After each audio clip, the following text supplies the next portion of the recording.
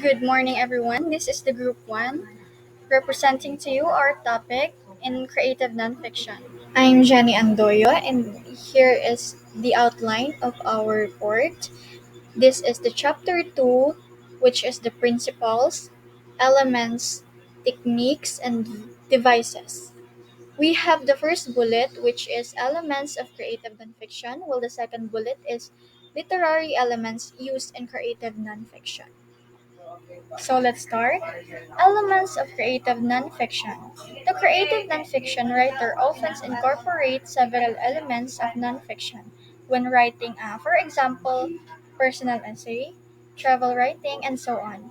So, elements are important in creative nonfiction works because they provide structure and help to engage the reader. So, here's the most common elements of nonfiction. So, first is fact.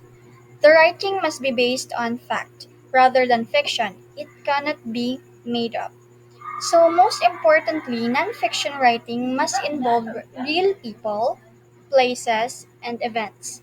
The stories told in nonfiction works must be true.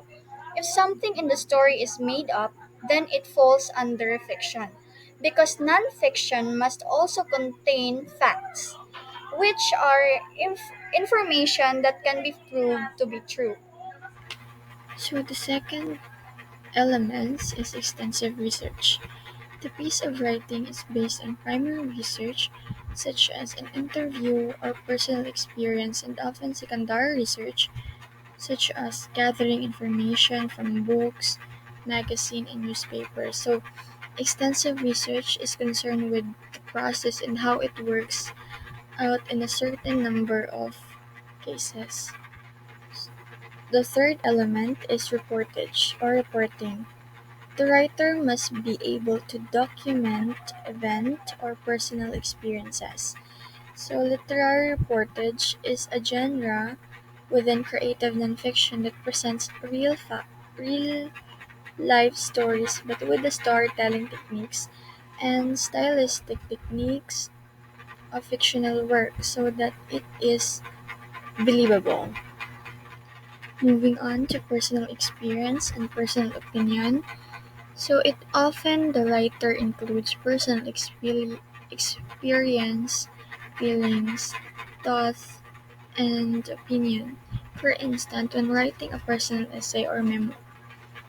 So the writer indicates the person experience, their feeling, and their thoughts about their essay.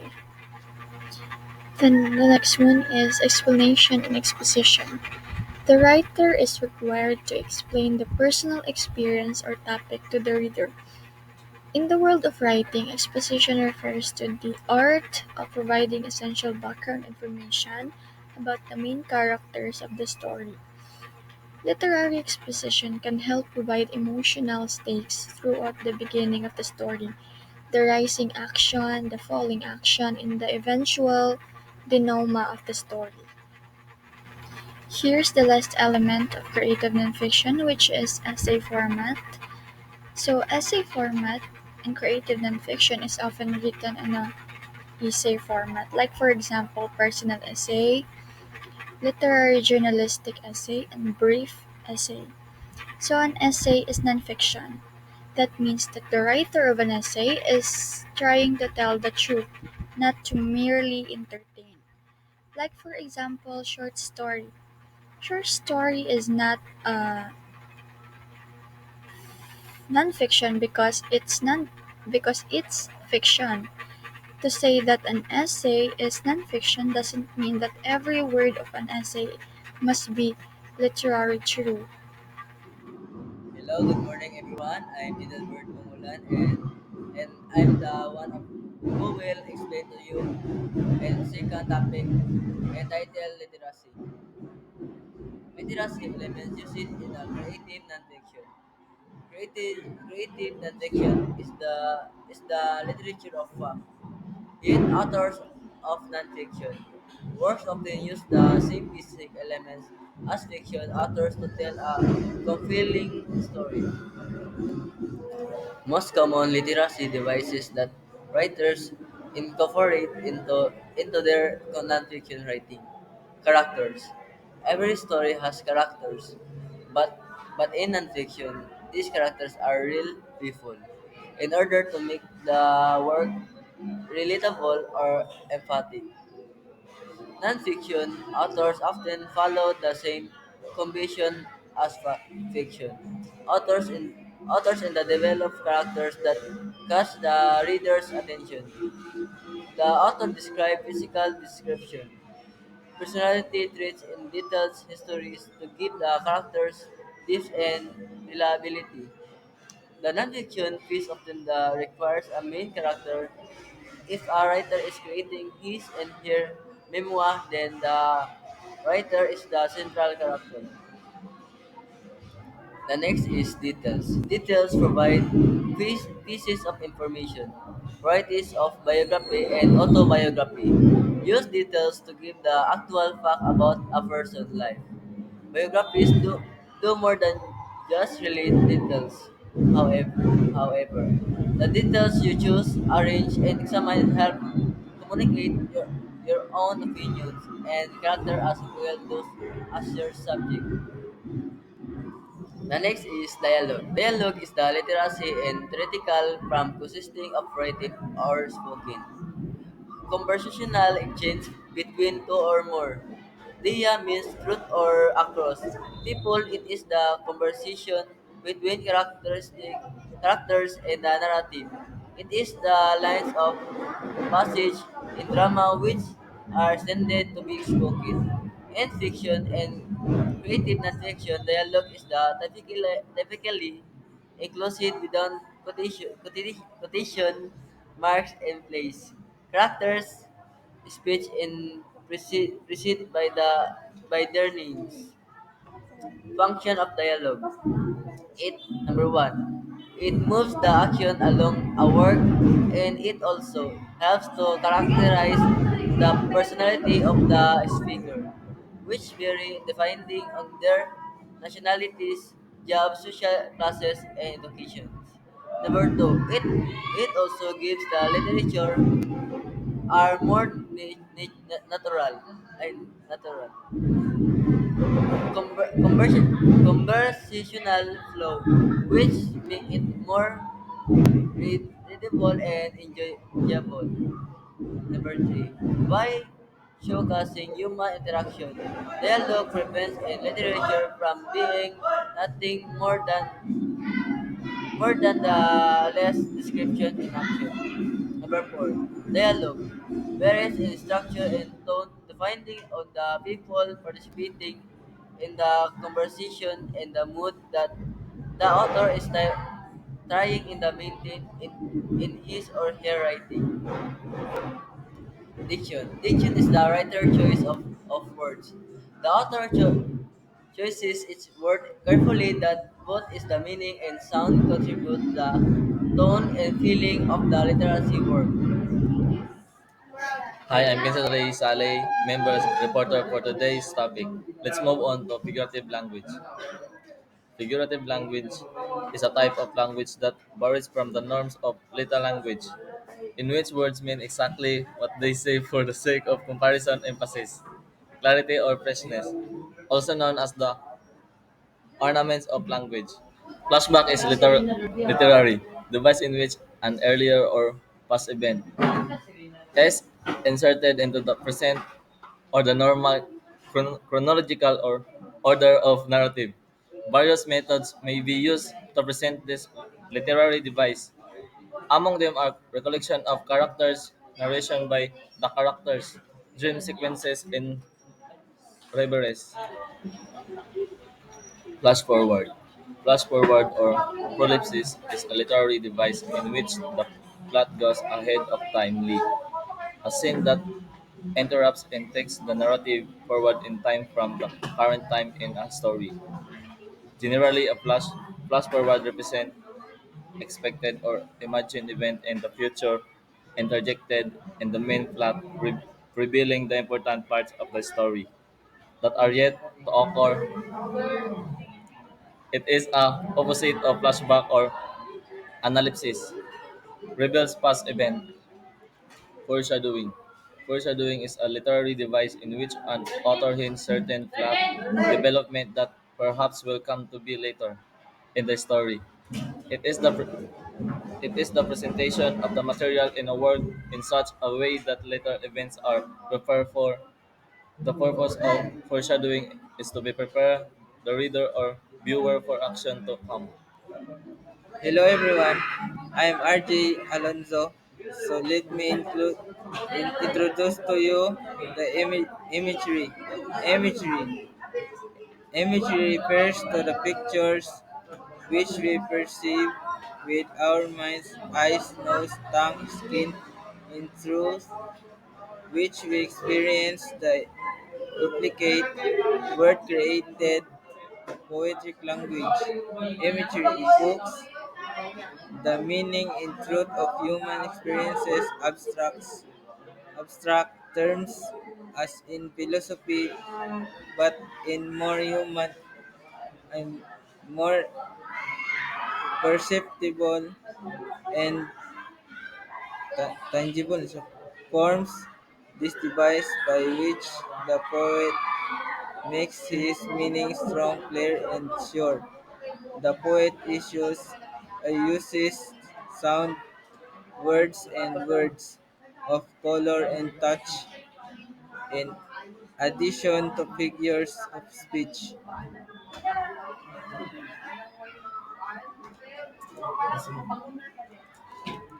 So the next is motif. Motif is any element, subject, ideas, or concept that is constantly present throughout the entire body of literature. Using a motif refers to the repetition of a specific the dominating the literary work. Motifs are very noticeable and play a significant role defining the nature of the story, the course of events, and the very fabric of the liter- lit- literary piece. Narrative. Notification writing usually follows a timeline for a narrative that is either linear or nonlinear depending on how the author tells the story. Authors can choose to tell a story from start to finish or jump from one time to another to create parallels to other characters or events. The author carefully chooses a narrative to enhance dramatizations. In most nonfiction, the story told focuses on a central conflict or theme that defines the purpose of the work. Good morning. I'm Hans Parillo, and I'm going to talk to you about the order in its function. Order is the arrangement of events in a work of literature. It is the structure of something, is the way that things is put together in nonfiction. It's the way things are organized. The way you organize information impact how your audience receive it. Importance.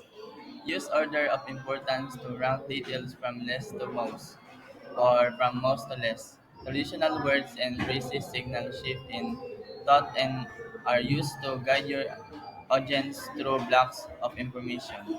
Example: more important, most important, more effective, good, better, best. Chronological. Use chronological order to arrange details in a story or process in the order in which they happen.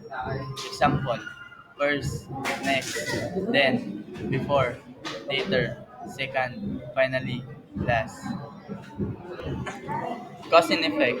Use cause and effect organization to show the relationship between events or conditions. You may focus on one cause and their one effect, or many causes and many effects. Example, as a result, because, consequently, since, therefore, and then. Comparison and contrast. Use comparison and contrast organization to show similarities and differences between two things. Example, also, but, but, by contrast, even thought, like, likewise, however, similarly. Classification. Use classification to break a subject into subgroups or categories. Then discuss the unique properties of each category. Example, another kind of the first subgroup, a second category, a third variety, a final type, the most popular, a less popular, a common type, a rare kind of.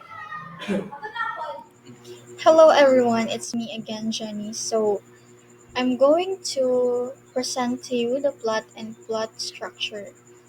So, the writer needs to be able to tell his or her story because a good story includes an inciting incident, a goal, challenges and obstacles, a turning point, and resolution of the story.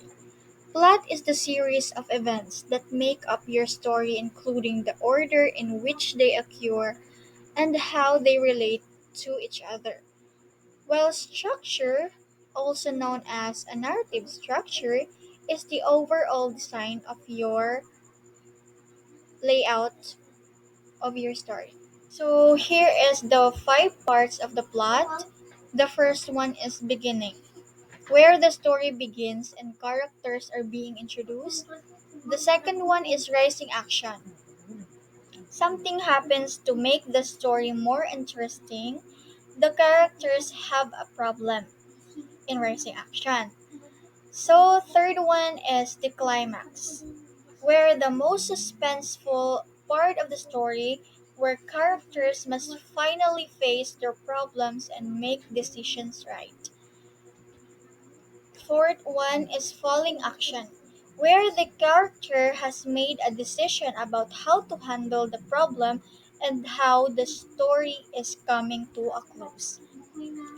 That is falling action. The last one is end, where the story concludes as the actions come to an end. So that is the five parts of the plot. Hello everyone. Good morning. I'm Rian Gascon. So I'm gonna talk about point of view. A point of view is a specific attitude of manner to which a person think about something. Point of view refers to the perspective from which a story is told. When a character is to a story is telling the story. It is first person point of view when the story told by a nar- narrator outside of the story. It is, it is called third person point of view. Type of point of view. First person point of view. In writing the first person point of view, use the pronouns I, me, we, and us in order to hold the story from the narrator perspective. The storyteller and a person and first person narrative in either the protagonist relaying their experience of a peripheral character, telling the protagonist story. Third person limit point of view. Third person limit of the proof that use a narrator with access to only one character's perspective. A limit perspective the means that the narrator experience one character and integral to and perceives any surrounding character to their their eye and observe. Om- Omniscient point of view. Omniscient Bob is considered good good like or all knowing because the narrator has access to all aspects of the story including each character's knowledge, thought, feelings, action, and backstory settings. Scenes and atmosphere. The writer creates scenes that are action-oriented and contain vivid description. Settings is the story, time, and place. So, hello everyone, I'm back. So, I'm going to talk to you about the fundamental elements of the setting.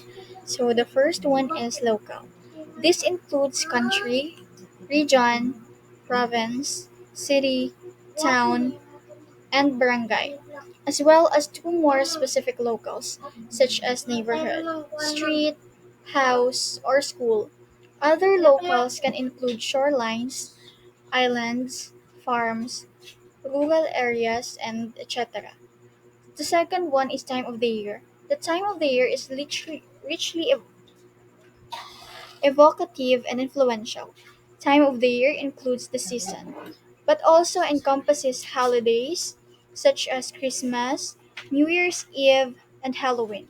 Significant dates can also be used such as birthday, death anniversary, wedding, wedding anniversary, and etc. Number 3 is time of the day. Scenes need to play out during various times or periods during a day or night, such as dawn or dusk. Readers have clear association with different periods of the day, making an easy way to create a visual orientation in a scene. So number 4 is elapsed time. The minutes, hours, days, weeks, and months a story encompasses must be somehow accounted for, or the reader will be confused and the story will suffer from a lack of authenticity. While scenes unfold moment by moment, there is also a time to account for between scenes when a flashback is inserted and when a character travels along distance. So, number 5 is mood and atmosphere. Characters and events are influenced by weather, temperature, lighting, and other tangible factors, which in turn influence the emotional timbre, mood, and atmosphere of the scene.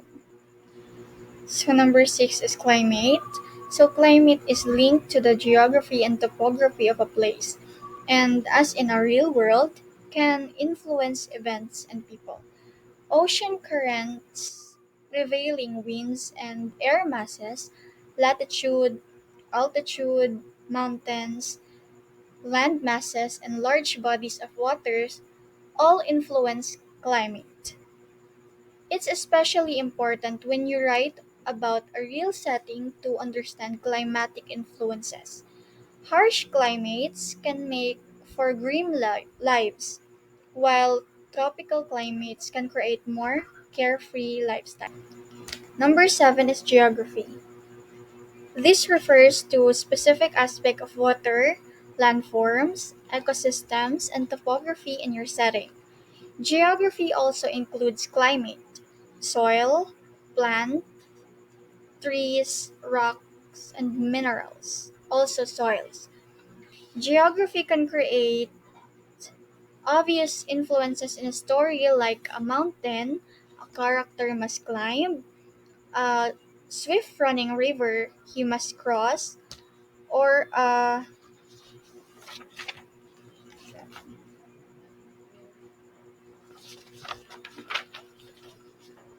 boreal forest he must be traversed to reach safety.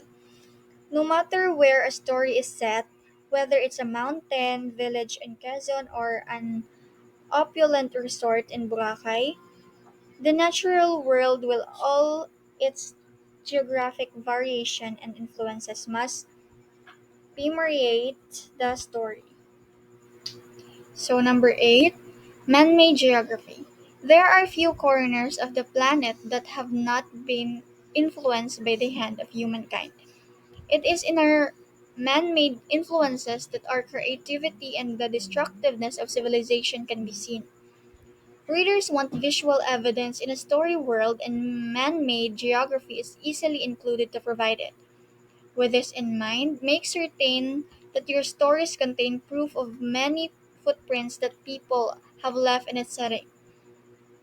Use the influences of humankind and geography to lend authenticity to stories set in a real life or famous local.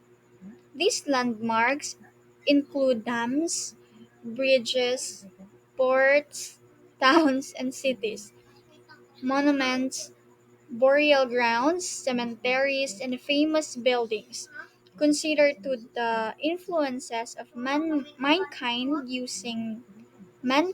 using the land and the effects of mines, deforestation, agriculture, irrigation, and rice plantation. So number 9 we have eras of historical importance. Important events, war, or historical periods linked to the plot and theme might include the World War One and Two, the Philippine Revolution of 1898, or the EDSA Revolution of 1896. Social, political, cultural environment. Cultural, political, and social influences can range widely and affect characters in many ways. The social area of a story often influences characters, values, social and family roles, and sensibilities. Moving on to number 11, which is population. Some places are densely populated, while others are lonely places with only a few hardy souls. Your stories needs a specific, yet varied population that accurately reflects the place, because that is the role of the setting. Now, proceeding to number 12, ancestral influences. In many regions in the Philippines, the ancestral influences of the Spaniards are prominent, but we can also find ancestral influences from the Chinese, Americans, and the Muslims. Ancestral influence can be depicted in cuisine, dialogue, values, attitude, and general outlook, according to Carpenter 2012.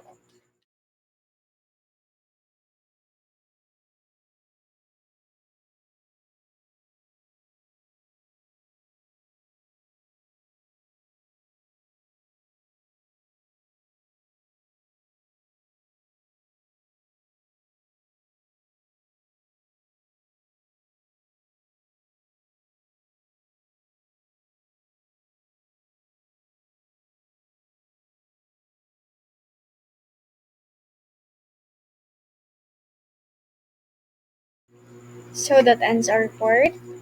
Thank you for watching. We hope that you learned something new today. Thank you.